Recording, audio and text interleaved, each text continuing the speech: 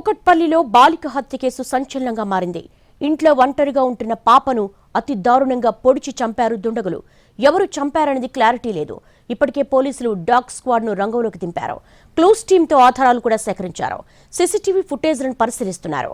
బాలిక సహస్ర పేరెంట్స్ ఇద్దరు ప్రైవేటు ఉద్యోగులు. ఇద్దరు డ్యూటీకి వెళ్లిపోగా పాప ఒక్కతే ఇంట్లో ఉంటోంది. మధ్యాహ్నం తండ్రి తిరిగొచ్చి చూడగా సహస్ర చనిపోయింది. శరీరంపై కత్తిపోట్లున్నాయి. అంత క్రూరంగా 12 ఏళ్ల బాలికను ఎవరు చంపారన్నది ఇప్పుడు సస్పెన్స్ గా మారింది. కూకట్పల్లి బాలిక హత్య కేసు సంచలనంగా మారింది. ఇంట్లో ఒంటరిగా ఉంటున్న పాపను అతి దారుణంగా పొడిచి చంపారు దుండగులు. ఎవరు చంపారనేది క్లారిటీ లేదు. దీనికి సంబంధించి లేటెస్ట్ అప్డేట్స్ మా ప్రతినిధి రాధాకృష్ణ అడిగి తెలుసుకుందాం. రాధాకృష్ణ, అసలు ఈ హత్యకు దారితీసిన పరిస్థితులేంటి? పోలీసుల వెర్షన్ ఎలా ఉంది?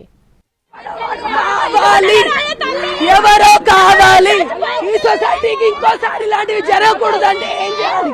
అది ఏం జరిగినట్టు సార్? ఏం జరిగినట్టు అక్కడ ఏం జరిగింది? కూకట్పల్లిలో 10 ఏళ్ల మైనర్ బాలిక హత్యకు సంబంధించిన దాంట్లో ప్రస్తుతం అయితే డెడ్ బాడీని కొద్దిసేపటి క్రితమే పోస్ట్ మార్టం కోసం మార్చరీకి తరలించారు. ప్రస్తుతం ఇదే ఇంట్లో ప్రస్తుతం మనం చూసిన 3 అంతస్తుల బిల్డింగ్ లో పైన పెంట్ హౌస్ లో వాళ్ళు నివాసం ఉంటున్నారు. 2 ఏళ్ల క్రితమే కృష్ణ, రేణుక ఇద్దరు భార్యాభర్తలు వాళ్ళు 2 ఏళ్ల క్రితం ఈ ఇంటికి వచ్చారు. కృష్ణనేమో బైక్ మెకానిక్ గా పనిచేస్తుంటే రేణుక ల్యాబ్ టెక్నీషియన్ గా పనిచేస్తుంది. రోజు వాళ్ళు ఇద్దరు కూడా జాబ్ చేసుకుంటూ కుటుంబాన్ని పోషించుకుంటున్నారు. ఇద్దరు పిల్లలు వీళ్ళకి. ఈ పాప 10 ఏళ్ల పాప 6వ తరగతి చదువుతుంది కేంద్రీయ విద్యాలయంలో. గతంలో కూడా చాలా వరకు అమ్మాయి స్కూల్ హాలిడేస్ ఉన్నా కూడా ఒంటరిగానే ఉంటుంది ఇంట్లో అని కూడా తల్లి చెప్తూ ఉంది. ఇదే క్రమంలో ఇవాళ స్కూల్స్కి అంటే ఒలింపిక్స్కి సంబంధించి టోర్నమెంట్స్ జరుగుతున్న నేపథ్యంలో కేంద్రీయ విద్యాలయకి ప్రస్తుతం హాలిడేస్ ఇచ్చారు. అందుకోసమే తన కూతురు ఇంట్లో ఒంటరిగా ఉందనేది కూడా తల్లి చెప్తుంది.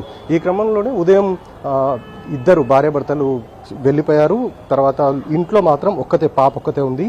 మధ్యాహ్నం సమయంలో అతని కొడుక్కి బాక్స్ ఇవ్వలేదంటూ కూడా కృష్ణకి స్కూల్ నుండి ఫోన్ రావడంతో అతను ఇంటికి వచ్చాడు. ఇంటికి వచ్చి చూసేసరికి రక్తపు మడుగులో తన కూతుర్ని ఉండడం చూసి వెంటనే డయల్ 100కి కాల్ చేయడం, ఆ తర్వాత 108కి కాల్ చేయడం జరిగింది.